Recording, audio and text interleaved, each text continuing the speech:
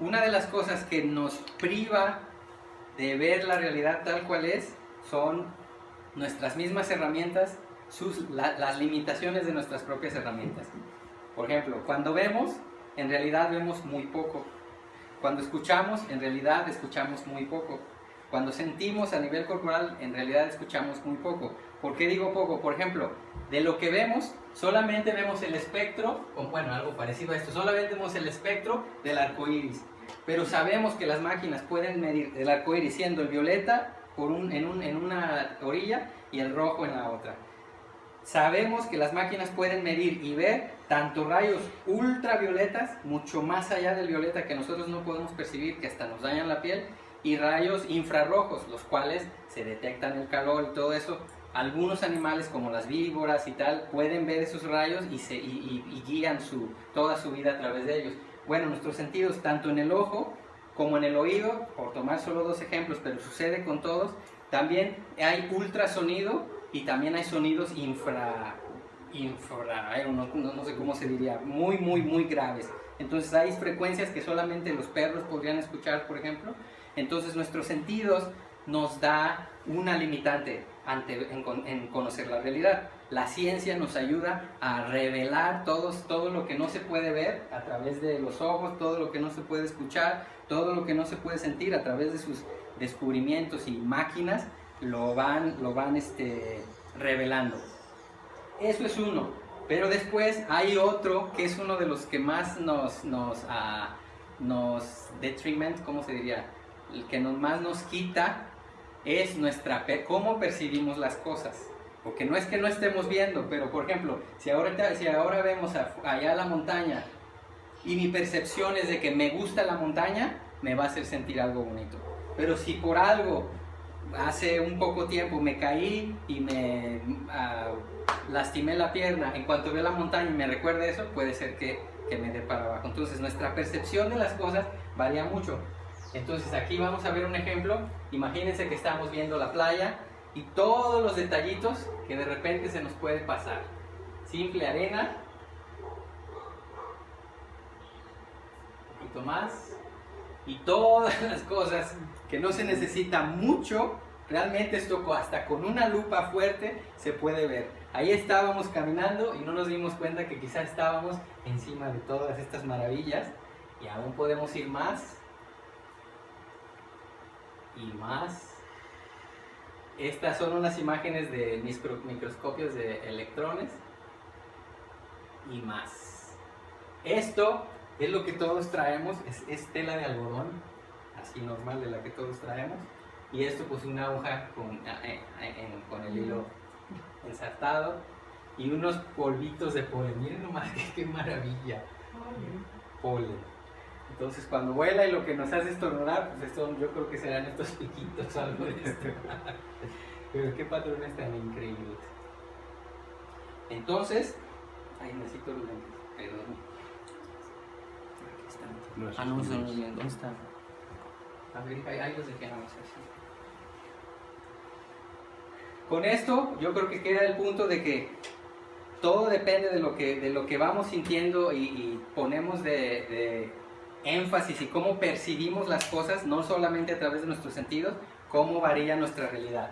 Entonces, en el budismo, el Buda enseñó que la realidad que conocemos, en realidad no es una. En realidad hay dos realidades.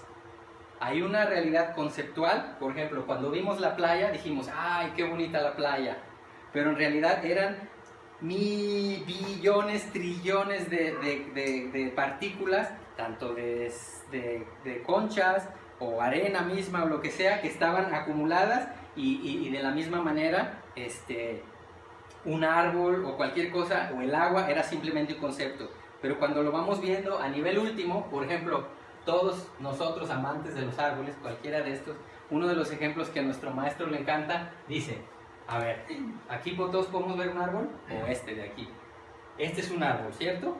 Dice, si al árbol lo separáramos en sus partes, por ejemplo, si tomara un pedazo de raíz y él pregunta, ¿esto es árbol? Entonces nosotros diríamos, bueno, eso es una raíz. Bueno, entonces tomamos un pedacito de tronco, que el mismo tronco está conformado de muchas partes a la vez. Entonces tomamos un pedacito de tronco. Ay, ¿cuál fue? Ay. Va a haber algo de sonido. Ay, ya se me fue, perdón.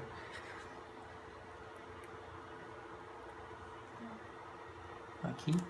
Esta. Es que entró pareja. Bueno, entonces el tronco, si agarramos un pedazo de tronco, tampoco es árbol. Si agarramos una rama, etcétera, etcétera, una hoja, un fruto, es solamente el conjunto de todo eso al cual todos le llamamos árbol. Pero si fuéramos a China y le dijéramos, mira qué bonito árbol, el chino nos vería a un lado y diría, ¿a qué se refiere? Quizá podría inferir que nos estamos refiriendo al árbol, pero el concepto árbol allá no es aplicable. Aquí aplica porque sabemos qué significa árbol. Y en China sería shu. Entonces sería totalmente diferente. Su concepto a nivel verbal, lo que significa es lo mismo, pero está conformado de muchas partes. Entonces, una realidad conceptual, que es una de las que el Buda especificó, la realidad conceptual es una.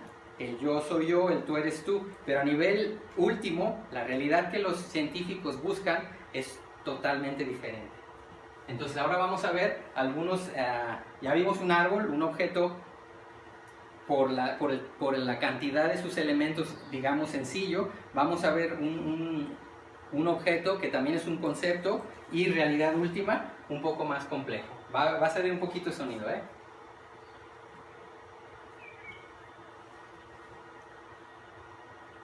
Entonces, vamos y pasamos a ver un carro y decimos, mira, ahí pasó un auto, y más allá de eso podemos decir, es un Mercedes-Benz, o es un BMW, o un Toyota, o un Volkswagen. Todavía los conceptos tienen concepto, sobre el concepto, y todavía podría decir, este es un Toyota, pero es mi carro.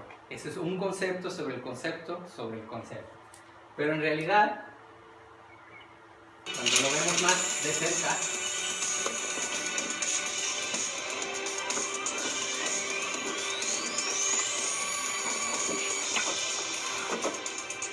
de la misma manera que el árbol, el auto en realidad solamente era un cúmulo de sistemas, de partes. Esta parte, cada parte tiene su función, esta tiene su función, esta tiene su función, y está tan ¿cómo se dice? Intrínsecamente.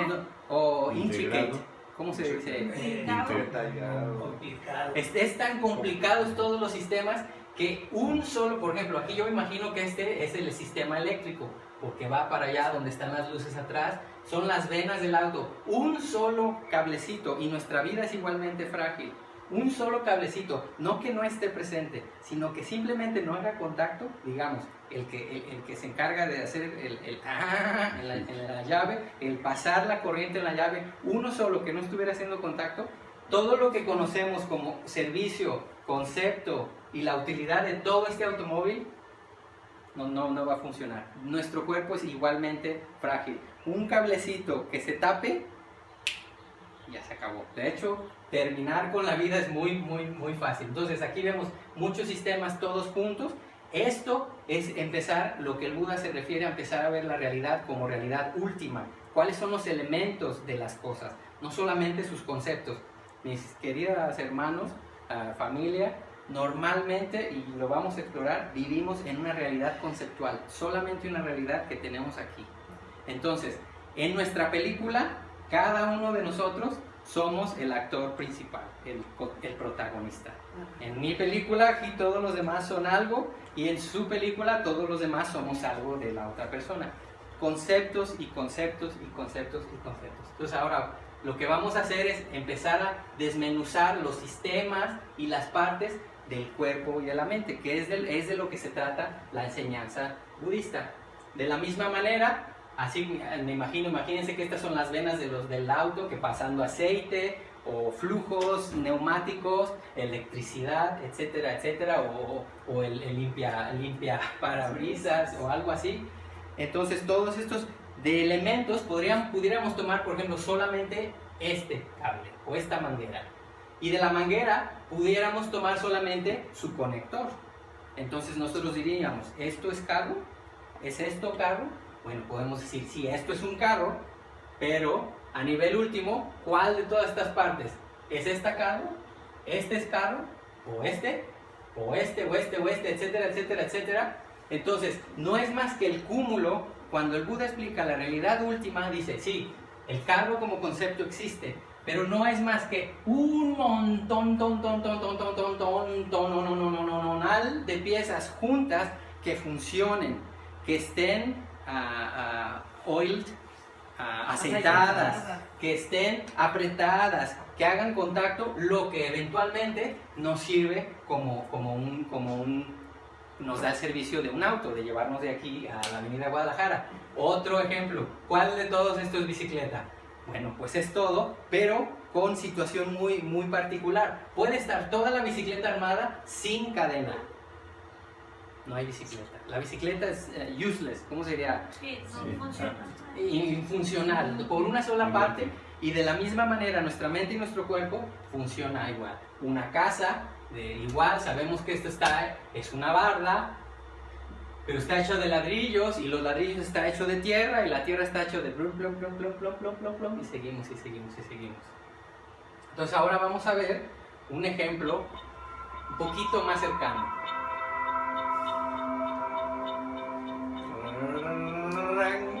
Andamos cargando, todos andamos cargando uno de estos. Entonces todas las partes, una parte, otra parte, otra parte, otra parte, otra parte, millares y millares. Entonces también de la misma manera somos un organismo, y de la misma forma que el automóvil nos componemos de varios tipos de sistemas, unos llevan una cosa, este sistema tiene su función, este sistema tiene su función, este y todos los órganos internos. Entonces lo estamos viendo como sistemas, pero más allá de eso, cuando ya lo está, es el cúmulo de sistemas funcionales lo que digo, este soy yo, y aparte la idea que tengamos de nosotros, el apego que se pueda generar. Y entonces aquí poco no está maravillosa esta imagen. Sí. Son todos nuestros huesos. Aquí está una pierna, los dos brazos, todas las costillas, todo. La columna, las vértebras. Pero este se ve así un poquito como alien. Todos andamos cargando de estos, y en cuanto uno de estos no funciona, ya empezamos a caminar un poquito de lado y nos va moldeando cosa a cosa. Pero aquí lo vemos mejor en acción.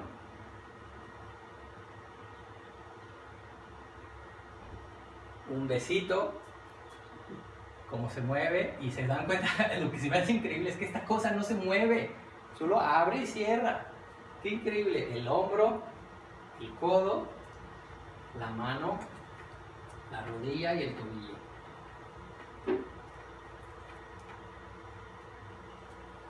Esto está sucediendo y ha sucedido toda nuestra vida sin que nosotros nos demos cuenta o ni siquiera pensemos en ello. Entonces, abrirnos a esto fue una de las empresas que el Buda dijo, es necesario que nos demos cuenta de que hay dos realidades. La realidad convencional, yo soy Raúl, ser humano, etcétera, etcétera, y la realidad última, todas las partes que están dentro.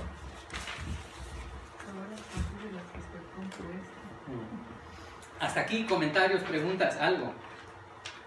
¿Alguien? ¿Seguimos? ¿Todos bien? Vamos.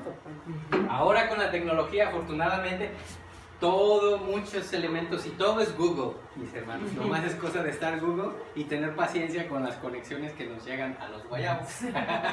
Pero todo se puede ir bajando, hay un mundo. Es solamente cómo se van acomodando las cosas, y creo que todos estamos sintiendo ese... Porque una cosa es verlo aquí y otra cosa es saber que aquí lo tenemos. Este está haciendo ahora exactamente lo mismo, pero no se ve, ¿verdad? O esta, exactamente lo mismo, y lo tomamos y el concepto dice mano. Claro, el concepto dice mano, porque no diríamos 37 falanges con músculos y con tendones y con tal para referirnos a ella. Los conceptos son muy útiles, y el Buda nunca dijo que teníamos que desechar la realidad convencional o de conceptual. no tenemos que desecharla porque es muy útil. Dices, oye, Manuel, ven para acá. Y ya sabemos que Manuel es todo un cúmulo de pelo, piel, vísceras, ropa, emociones y tal. Entonces viene y vamos. Entonces no es necesario desechar ninguna de las realidades, pero sí levantarle a la carpet, a la alfombra y empezar a ver por abajo. Entonces eso es lo que vamos a empezar a hacer a nivel físico y también mental. Aquí hay otros ejemplos que se me hacen maravillosos. Estas imágenes las bajamos Heidi y yo cuando estábamos en el retiro y tenemos un recordatorio en el teléfono 2 veces a la semana, así como ver las imágenes del esqueleto, porque de verdad, mis hermanos, se nos olvida muy, muy fácil.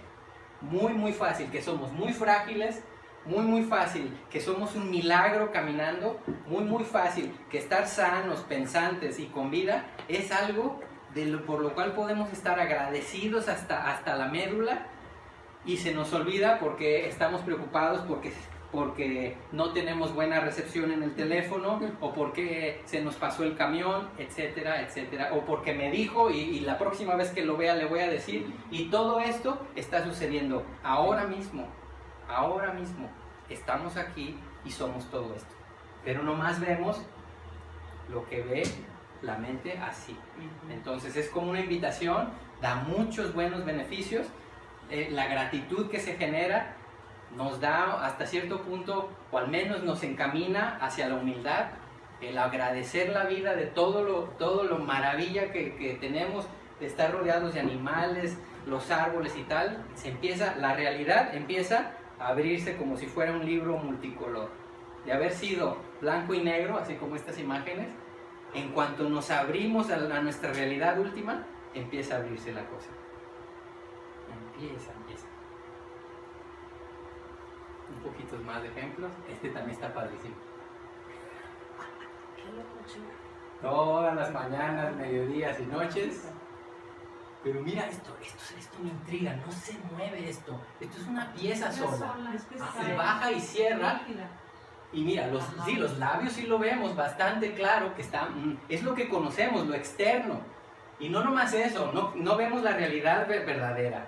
A veces cuando nos maquillamos lo que vemos es solamente un film, ¿cómo se diría? Una capa, una película tan delgadita de ¿qué serán? No puede ser ni milésimas o ¿qué serán? No sé.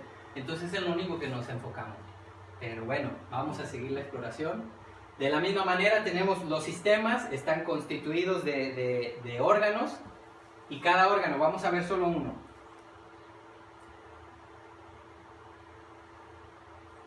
Gracias a este estamos aquí. En cuanto pare, que no dura mucho, miren nomás esta vena de aquí. ¡Qué maravilla! En cuanto pasa, ¿cuánto dura? Yo no sé si empuja la sangre o si esta sangre llegará aquí, pero miren la velocidad. En cuanto sale el latido acá, y la vena del brazo. ¡Qué increíble! Bueno, esta es nuestra secretaria personal que nos va diciendo cómo nos sentimos, qué estamos pensando, si estamos agitados, si estamos en paz. Y dentro de él, todo el tissue, ¿cómo sería? El tejido, lo conforma, y nos vamos más.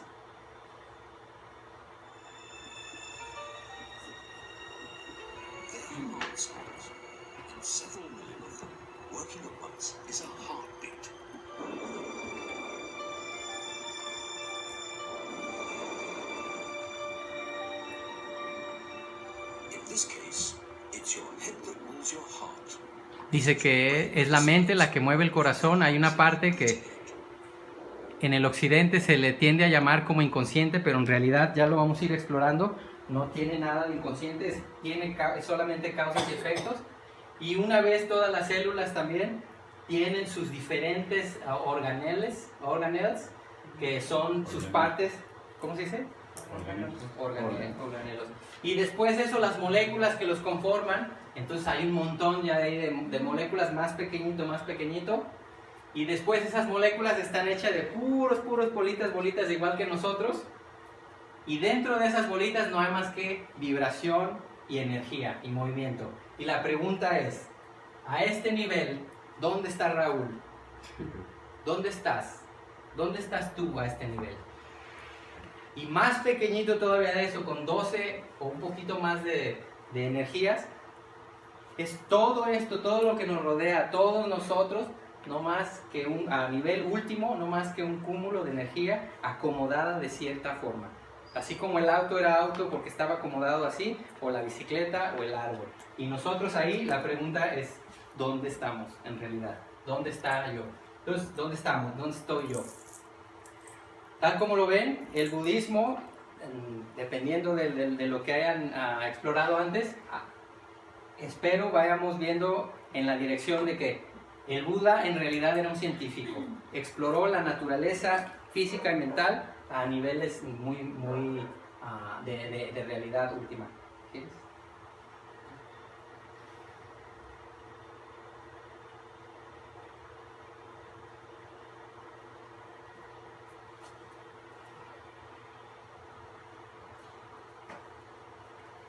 Los científicos también han coincidido, esto es lo que dijo Albert Einstein, la religión del futuro será una religión cósmica. Esta deberá trascender a dioses personales y evitar los dogmas y las teologías, cubriendo los aspectos naturales y espirituales.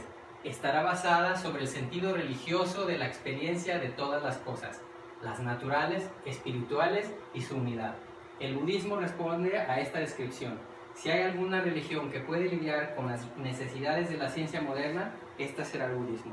Entonces, yo creo que Einstein no tuvo mucho contacto con monjes según lo que hemos visto, pero ya se podía ver algo. Entonces, vamos en la dirección de empezar a pensar en el Buda como un estudioso de la realidad, que lo único que enseñó fue cómo funciona la naturaleza, la cual todos somos parte. Entonces, vamos. Hasta aquí, ¿cómo vamos? Aquí ya es como un breakcito. Santos. Un poquito más fuerte, Santito. ¿Cómo funciona la realidad o cómo nos funciona la realidad? Es que hace mucho vi un documental que se llama La Ventana del Alma, en portugués, y Saramago dice, si Romeo tuviera ojos de halcón, muy probablemente no se hubiera enamorado de Julieta. A esto que dice, porque que ve un halcón de cerca, no verías los poros de la persona, no verías esto que consideramos sí. De acuerdo a nuestra experiencia humana de cómo vemos la realidad, porque quizá Aquiles ve la realidad de otra manera. Sí, de hecho la realidad conceptual era lo que estábamos viendo ahorita. A nivel conceptual todos tenemos una película diferente. Todos tenemos, y de lo que se trata es ir abriendo, como decía ahorita, levantar la alfombra y empezar a ver qué es lo que está adentro. O en el auto, sabemos que el auto anda y corre, pero cuando levantamos el cofre, entonces ya vemos cómo es que funciona. De lo que se trata es aprender cómo funciona cada uno de estos elementos, y la felicidad misma está compuesta de ellos. Entonces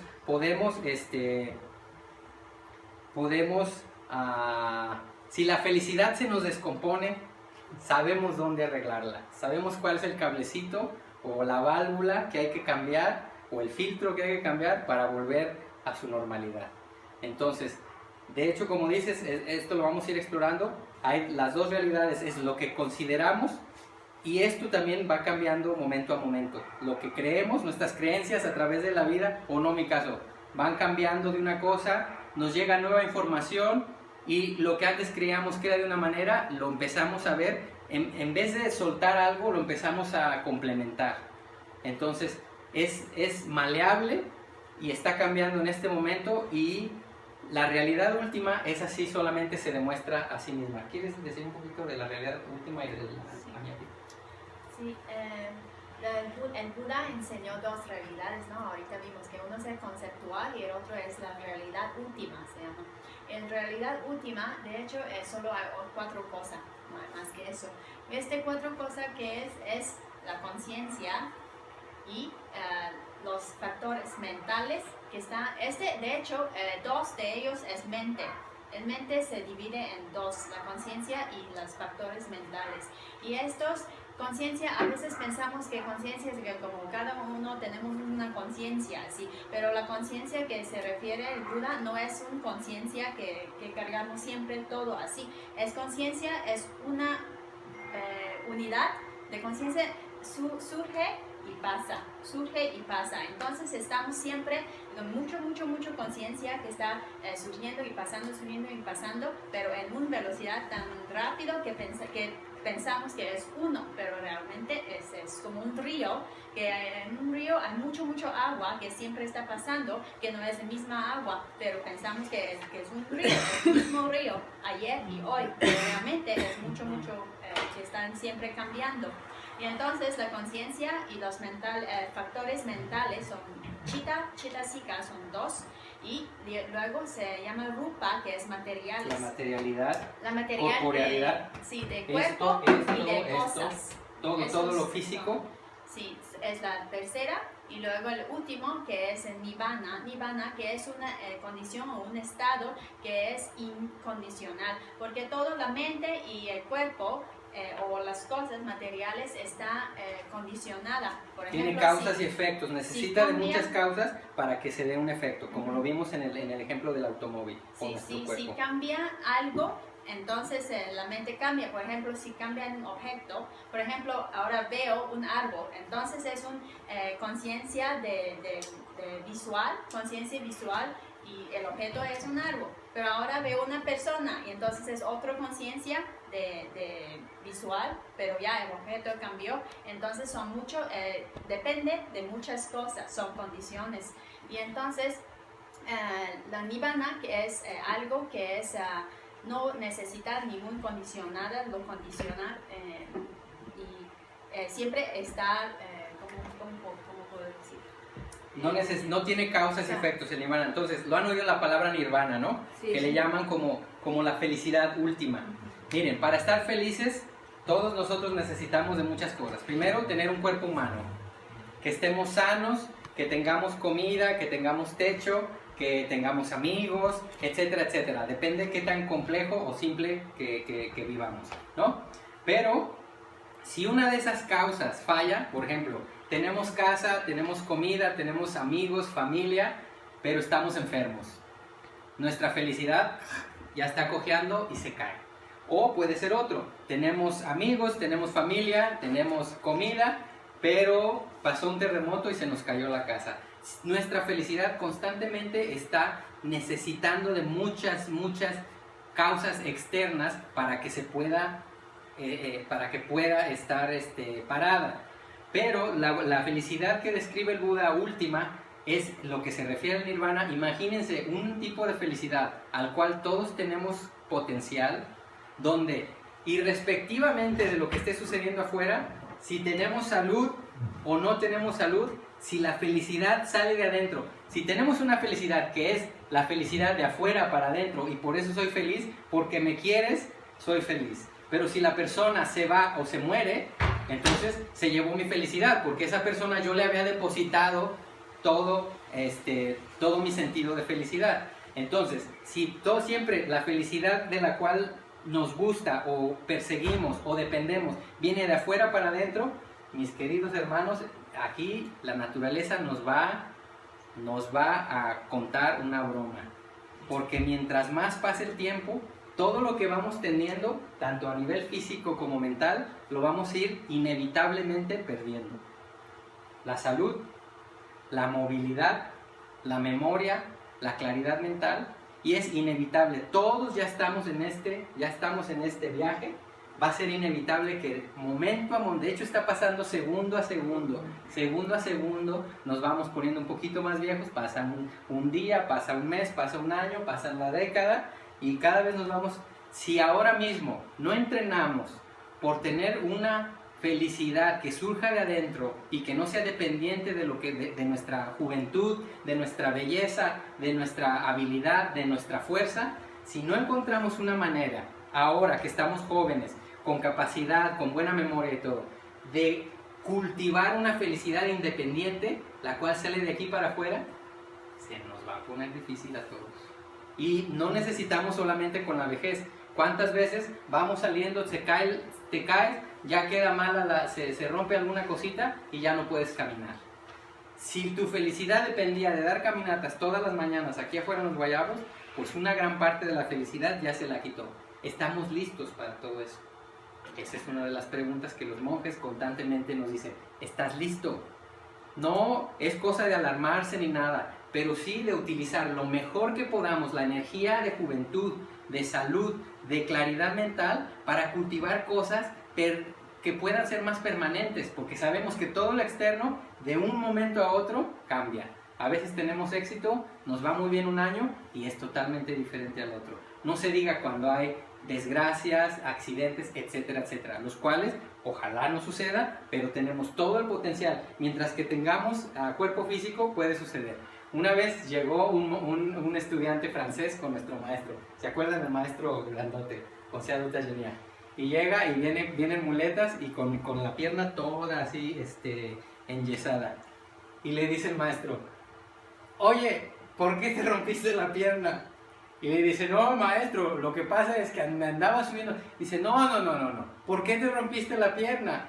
Pues es lo que le estoy diciendo, estaba trepando no sé dónde y me caí. No, ¿por qué te rompiste la pierna? Entonces dice, pues no sé. Y le dice, pues porque tienes pierna. ¿No? Y todos nos quedamos. Y a través de los años ha sido, oye, es cierto. Si tenemos cuerpo humano y somos humanos, somos liables, ¿sí está bien?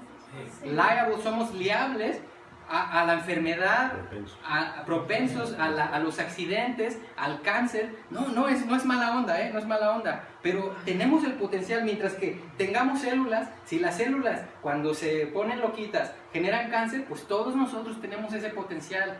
Nuestra vida puede cambiar de un momento a otro. ¿Estamos listos o tenemos otra fuente de felicidad que no sea dependiente de nuestro cuerpo? Porque nuestro cuerpo se va a ir y lo sabemos, pero no nos gusta pensar sobre eso. Y me incluyo, no es algo, o no que no nos guste, no es algo que hagamos muy a menudo. Entonces los monjes vienen y dicen, a ver, tenemos que ir echando, mi caso, ¿quieres decir algo?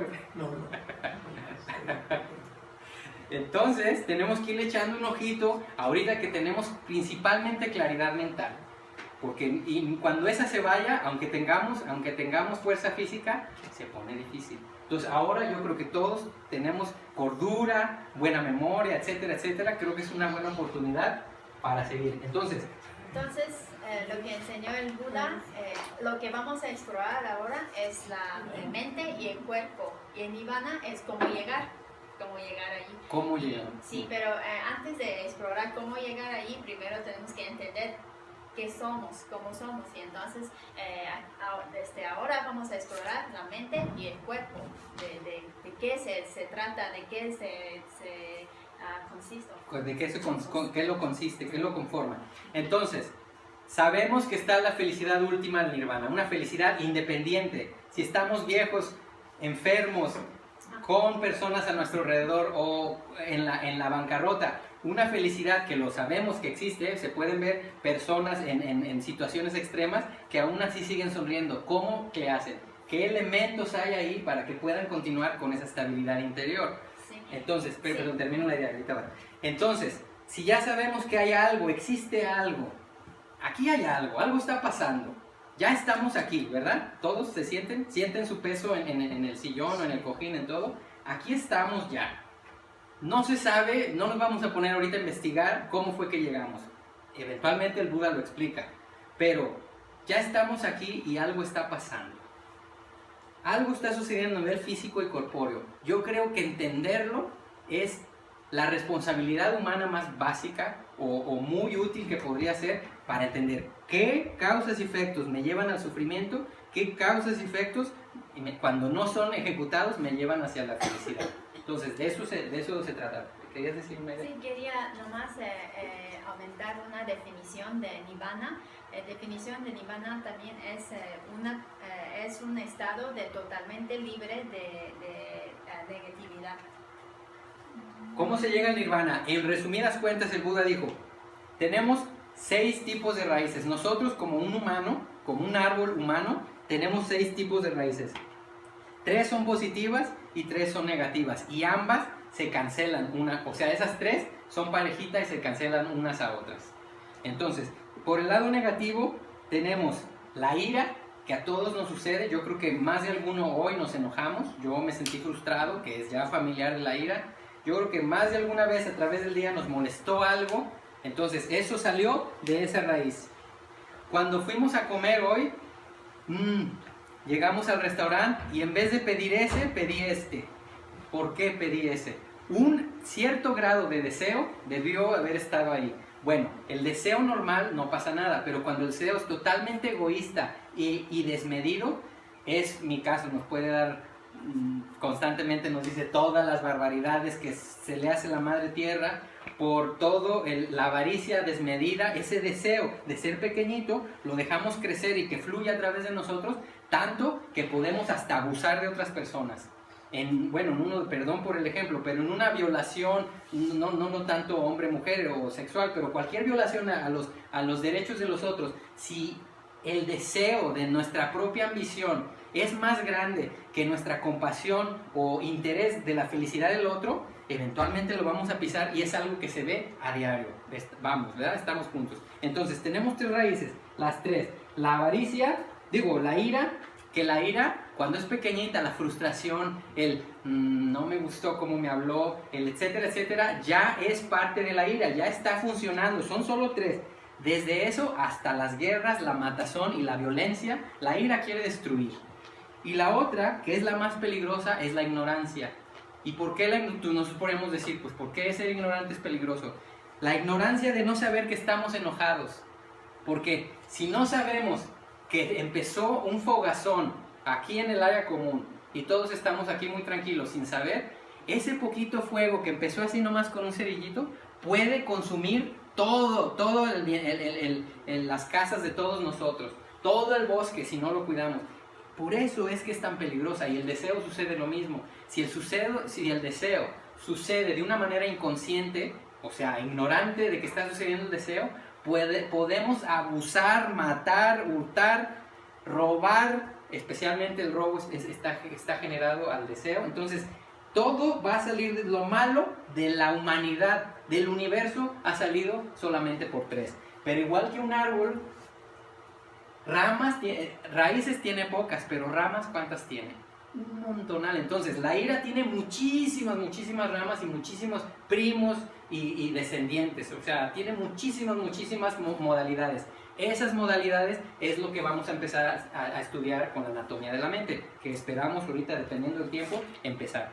Entonces, no es para deprimirnos, porque entonces si eso no se pudiera cambiar, pues ya para qué hacer nada y ya mejor nos vamos a nuestras casas y vivir peleándonos y comiéndonos unos a otros. Afortunadamente están sus contrapartes, tres raíces positivas. Entonces, en Pali, el idioma que hablaba el Buda, la avaricia se llama lobha, con D-H-A, lobha. La ira se llama dosa. Esas palabras las vamos a usar mucho. Dosa, destruye. No quiero que me hables así. No quiero que sea diferente de como es. Empujo. Y lobha hace esto. Quiero más. Ya tengo, pero no me importa. Quiero más. Entonces, estas dos energías, una empuja, no quiero, y otra, quiero más. Entonces, están haciendo aparentemente lo mismo, solo que una va en esta dirección y otra viene, o todo para mí, o no quiero nada, no quiero ni que vivas, ¿me entiendes? En sus casos extremos de la ira, es eso. Entonces, dosa, la ira, lobha, la avaricia, la lujuria, el deseo egoísta, y moha, la ignorancia, el no saber estas dos. Entonces, las otras tres buenas se llama alobha. A, en el Pali, es como negación. Creo que en el español usaremos algo así, ¿no? Sí, hay negación. En el griego. En griego es. ¿Cómo es? ¿Cómo sería? La negación. Sería la negación. Entonces, alobha significa Atípico, por ejemplo. atípico. Es típico, atemporal. Temporal o atemporal. Exacto, entonces también lo usamos. Entonces, alobha significa non-grit, no deseo, sin deseo. Entonces, ¿qué es lo opuesto al deseo? Desapego. La generosidad, el desapego, exacto. Primero, a nivel personal, yo me desapego de esto. Hijo, esta botella me gusta mucho, pero veo que mi mamá la puede usar mejor. O que me dice, oye, no tiene algo. Entonces, primero el desapego sucede a nivel aquí. Bueno, pues va. Y ya después la generosidad es el acto de darlo. Entonces, Aloba, su contraparte es la generosidad. Entonces el Buda prescribió muchos tipos de prácticas, tanto para decrementar la avaricia e incrementar la generosidad. Santos. Por ejemplo, el deseo de mejorar, ¿no? Pues se considera deseo. Ese lo vamos a ver. Ese se llama loba y ese se llama chanda. Ese se llama intención. Por ejemplo, todos queremos ayudar a nuestras familias, queremos ayudar a alguien que se cae, lo deseamos, la intención, más bien, también es querer, el deseo de hacer, ese se llama chanda, y es justo a donde vamos a entrar.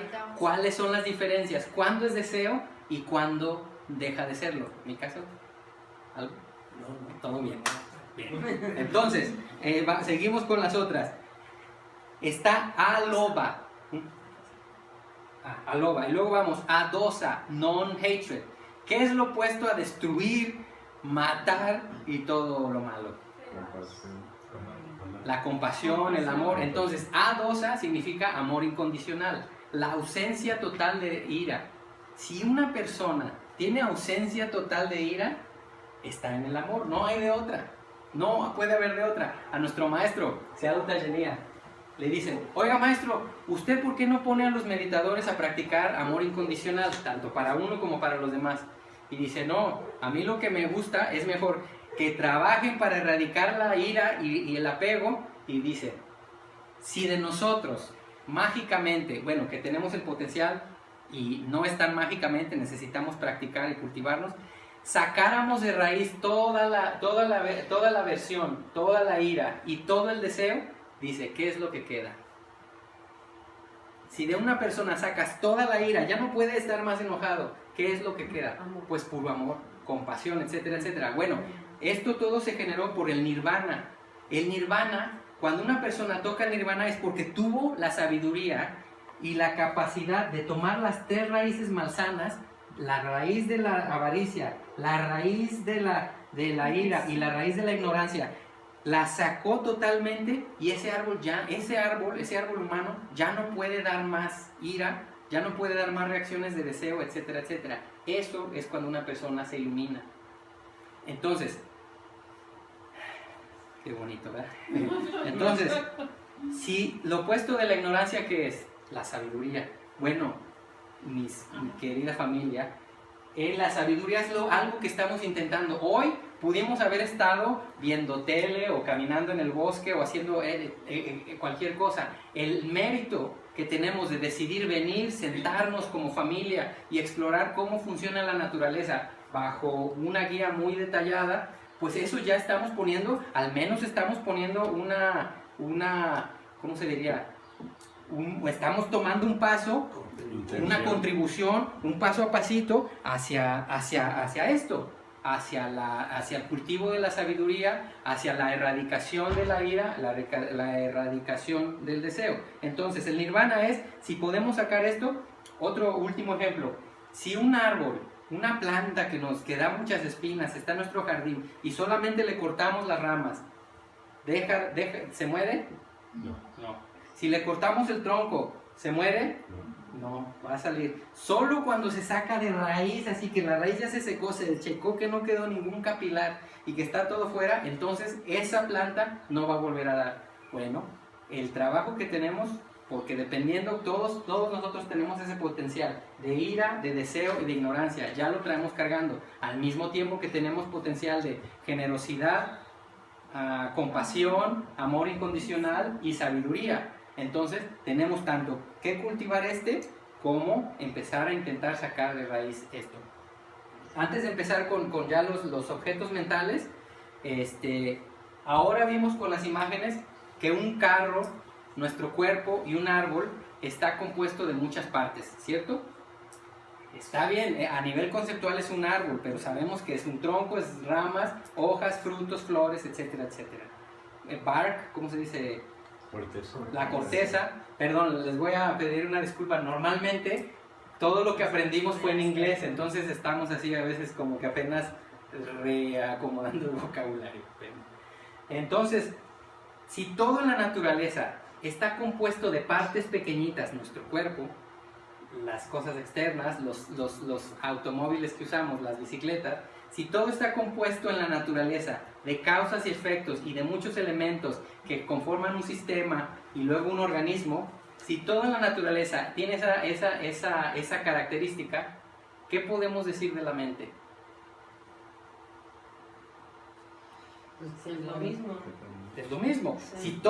Vuelvo al punto, si todo en la naturaleza, absolutamente todo lo que existe en el universo, todo, el planeta, el sol, los otros planetas, la galaxia, el espacio, las otras galaxias, lo que hay más allá y lo que hay más para allá y nosotros mismos, si todo él tiene esa naturaleza, la mente no creo que tenga lógica que sea solamente una o que la conciencia sea solamente una y que sea fija. También la conciencia, y es a lo que vamos a empezar ahorita, también es un organismo que tiene sistemas, los cuales se pueden separar, ¿se acuerdan? El sistema sanguíneo, el sistema nervioso, el esqueleto, el sistema muscular, indumentario, toda la piel.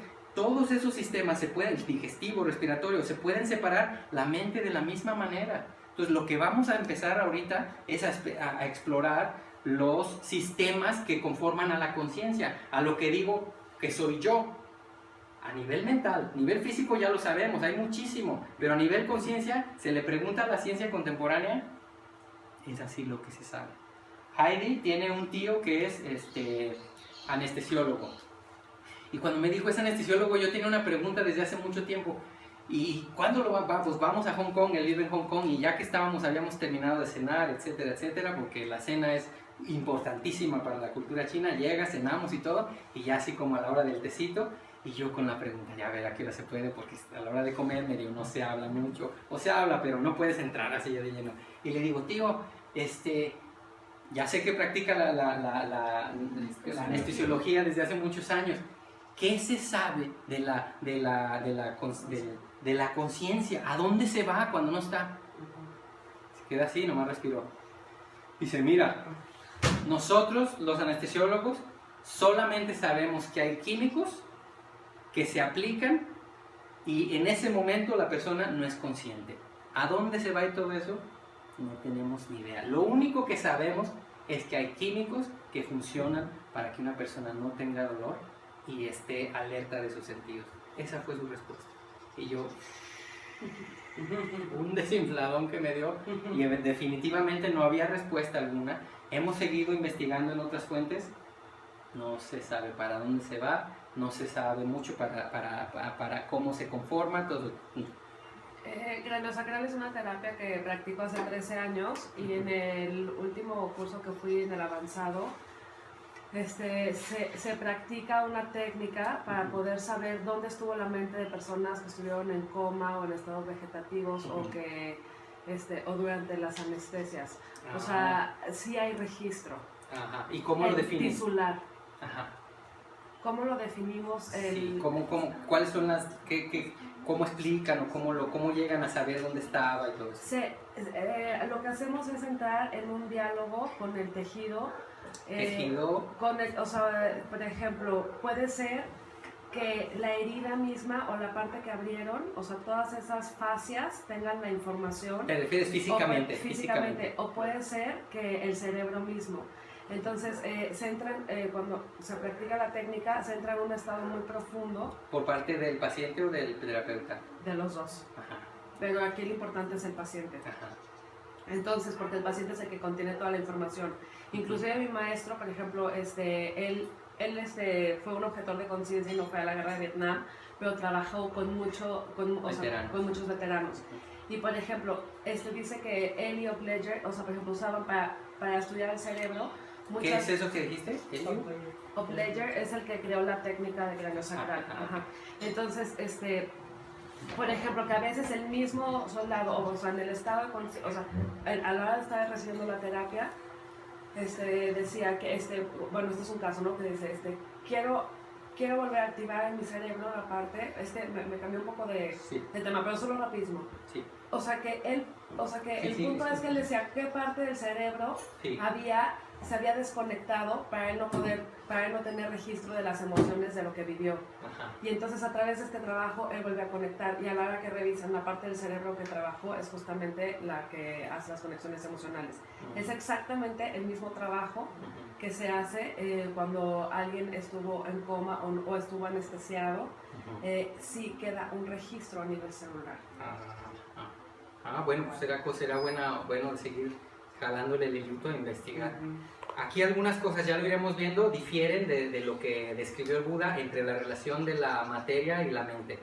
Porque a pesar de que se complementan unas a otras, una tiene una realidad y la otra. Pero eso yo creo que ahorita es temprano para empezar a definirlo. Vamos viendo todos los elementos y hay un punto donde efectivamente las dos materias, como ahorita decía Heidi, en la realidad última está el cuerpo, toda la corporealidad y la mente. Y son dos energías que no se mezclan, solamente se acompañan, pero ya lo vamos a ir explorando. Entonces, ¿cómo están todos? ¿De energía? ¿Quieren agüita, tecito? Ahí, ¿quieren hacer un breakcito de estirarnos? Y luego ya empezamos con los objetos y también ver la hora, ¿eh? ¿Qué hora es? ¿De cuánto? Son las 8. Las 8. Empezamos llevamos como, ¿qué? Aquí. Una hora. Como una hora, ¿no? Ah, es que